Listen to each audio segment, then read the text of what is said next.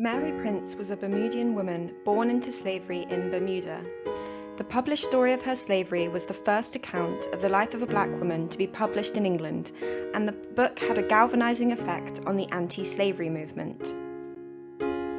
Prince was born into slavery around 1788 and sold away from her family when she was 10 for just £57 to Captain John Ingham. In the West Indies, she endured extremely harsh treatment, physical labour, and physical and sexual abuse. Prince was baptised in the Church of England in August 1817, but she later left to join a Moravian church whose members taught her how to read, without insisting that she get the permission of her owners, who were at this time Mr. and Mrs. Wood. In December 1826, she married a free black man, Daniel James, in the Moravian church, which angered the Woods because they were not told in advance. Prince was brought to London in the 1820s by the Woods.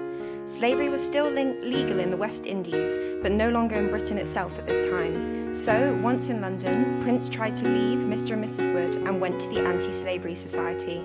In 1829, Prince unsuccessfully petitioned Parliament for her freedom so she could return to her husband in Antigua without finding herself once again enslaved.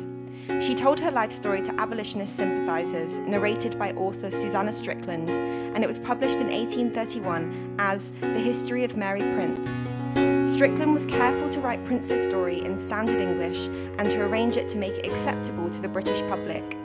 It's possible that Strickland may have edited out some details to make Mary seem more respectable. After the publication of the book, John Wood sued the publishers of The History of Mary Prince, claiming that Prince's work had endeavoured to injure the character of my family by the most vile and infamous falsehoods. Wood lost his case.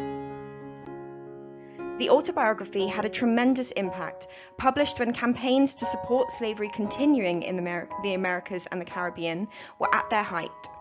It particularly appealed to female anti-slavery campaigners, as it highlighted the effect of slavery upon domestic life, the breakup of families, the absence of normal married life, the sexual oppression and the humiliation endured by female slaves.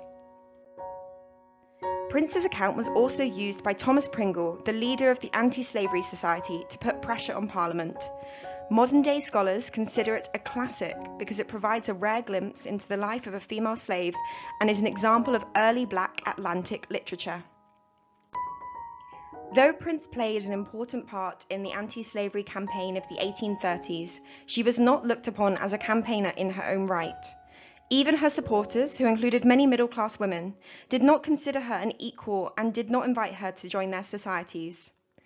Prince was a working-class, black, female domestic servant, and while her cause was taken up by others, she did not have the right to act on her own behalf.